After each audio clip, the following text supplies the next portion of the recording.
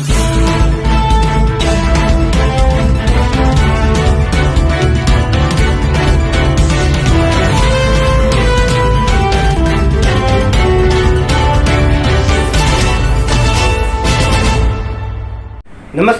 The dirty politics में एक बार फिर से आपका स्वागत है। आज हम बात कर रहे हैं एक ऐसे शख्स की जो शख्स क्षेत्र की राजनीति में किसी भी परिचय का मोहताज नहीं है, जिन्होंने बहुत कम समय में क्षेत्र की राजनीति में अपने आप को बेहद मजबूती से स्थापित करते हुए राजनीतिक तौर पर अपना मुकाम हासिल किया है। बात कर रहे हैं हम रूपेश सुदाम जाधव की। रूपेश जाधव ने बहुजन विकास आघाड़ी के कार्यकर्ता से लेकर नगर सेवक, सभापति, उप महापौर और महापौर जैसे पद की यात्रा बहुत कम समय में की, और हम आपको बताएंगे कि किस तरह से रूपेश जाधव ने विपरीत परिस्थितियों से जूझते हुए कम से कम समय में अपनी संघर्षशील यात्रा करते हुए राजनीतिक तौर पर अपने आप को किस तरह से मुकाम पर स्थापित किया। देखिए हमारी विशेष पेशकश। वसई विरार के नालासोपारा पूर्व स्थित अचोले गांव में एक साधारण परिवार में जन्म लेने वाले रूपेश जाधव के विषय में किसी ने भी सोचा नहीं था कि यह बालक एक दिन इस कदर राजनीति में अपना नाम रोशन करेगा कि क्षेत्र के सभी युवा रूपेश जाधव को अपना आदर्श मानते हुए उनसे सक्रिय राजनीति में आने की प्रेरणा लेंगे। रूपेश जाधव एक ऐसा व्यक्तित्व जिसने अपनी एक अलग सोच, मेहनत, लगन व कर्मठता के आधार पर कार्य करते हुए बहुत ही कम समय में राजनीति में वह मुकाम हासिल किया जो हर किसी के बस की बात नहीं। सदैव दूसरों के लिए निस्वार्थ भाव से काम करने की यह भावना ही जाधव को एक साधारण रिक्शा चालक से लेकर वसई विरार शहर महानगर पालिका के महापौर के पद तक ले आई।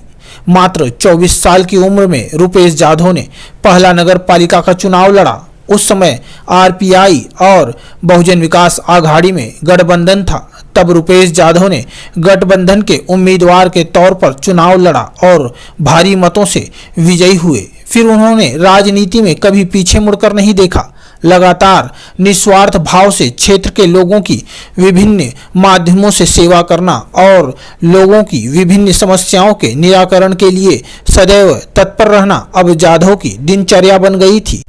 आम जनता के लिए कुछ ना कुछ करने की चाहत ने रूपेश जाधव को आम जनता के प्रति और अधिक जिम्मेदार बना दिया था।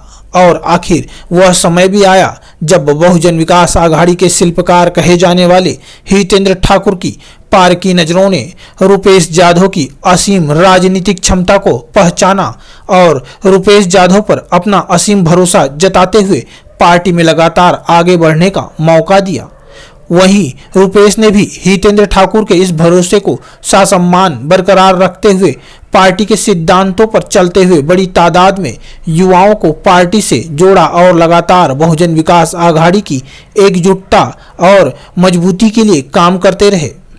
और एक समय ऐसा आया जब रूपेश जाधव सिर्फ युवाओं के ही नहीं बल्कि जन जन के प्रिय बन चुके थे। और इस कदर मेहनत करते हुए रूपेश बहुत ही कम समय में राजनीति में कदम रखकर नगर सेवक, सभापति, उप महापौर के बाद आखिरकार महापौर के पद पर आसीन हुए। और इस कदर क्षेत्र की जनता को एक मजबूत व युवा नेतृत्व प्राप्त हुआ। महापौर के पद पर आसीन होते ही बड़े पद के अनुरूप बड़े कार्य व बड़ी जिम्मेदारी निभाते हुए उन्होंने सदैव बहुजन विकास आघाड़ी की मजबूती के लिए कार्य किया। इसके साथ ही लोगों की समस्याओं के मद्देनजर रूपेश जाधव ने दलगत राजनीति की भावना से ऊपर उठकर कार्य किए, जिससे विपक्षी दलों द्वारा भी रूपेश जाधव के कार्यों को सराहा गया तथा इस तरह लगभग हर विपक्षी दलों के साथ भी रूपेश जाधव के मधुर संबंध बने। वहीं पिछले कुछ सालों के दौरान हर बड़े चुनाव में, चाहे वो विधानसभा हो या लोकसभा, सभी चुनाव में रूपेश जाधव की भूमिका महत्वपूर्ण रही।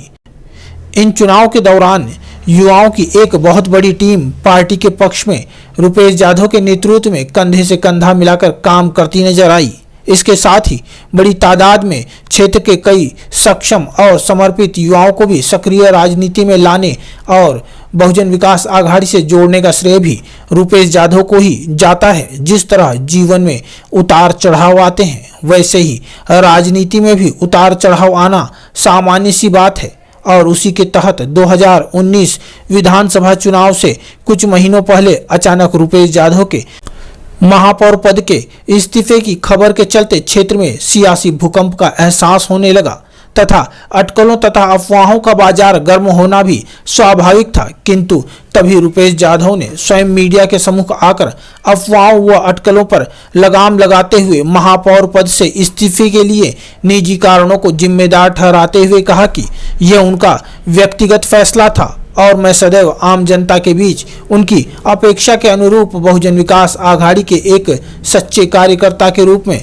सदैव कार्य करता रहूंगा। उसके बाद रुपेश यादव महापौर जैसे बड़े पद पर तो नहीं थे, किंतु वे अभी भी जनता के प्रति उतने ही जिम्मेदारी से काम कर रहे थे जितनी जिम्मेदारी से पहले कर रहे थे। अभी भी वह बविया की मजबूती व स्थायित्व के लिए वैसे ही कार्य कर रहे थे जैसे पहले करते थे। अभी भी उनके घरों में विभिन्न मामलों में सहायता मांगने वालों की कतार लग रही थी जैसे पहले लगा करती थी। कह सकते हैं कि रुपेश यादव बहुजन विकास आघाड़ी के प्रति, क्षेत्र के नागरिकों के प्रति, सहयोगियों व समर्थकों के प्रति अपनी भूमिका बखूबी निभा रहे थे। और अगर हम बात करें इस कोरोना काल की तो लगभग 1.5 साल से जहां हर आदमी राशन तथा भोजन के लिए भी मोहताज है, वहीं ऐसी स्थिति में रुपेश यादव लगातार जनता के बीच आम लोगों की मदद करते आ रहे हैं। वहीं इस कोरोना काल में रुपेश यादव व उनकी खासम खास लोगों की टीम कई अलग अलग स्थानों पर ब्लड डोनेशन के कैंपों का आयोजन करती नजर आई, तो कहीं रुपेश यादव व उनकी टीम स्कूलों में विद्यार्थियों के फीस कम करवाने का सकारात्मक प्रयास करती नजर आई। यह वो समय है जब एक आम आदमी व जरूरतमंदों को जनप्रतिनिधियों की सख्त आवश्यकता है और ऐसे समय में कोई जनप्रतिनिधि जनता के बीच में हो या ना हो, लेकिन रुपेश यादव व उनके युवाओं की एक बड़ी टीम अभी भी जनता के बीच मौजूद है। उनकी समस्याएं सुनते हुए, उनके दुखड़े दूर करते हुए, उनकी मदद करते हुए और मानवता के प्रति अपना कर्तव्य पूरा करते हुए ऐसे युवा समाज सेवक राजनीतिक शख्सियत को द डर्टी पॉलिटिक्स परिवार की ओर से जन्मदिन की बहुत बहुत शुभकामनाएं।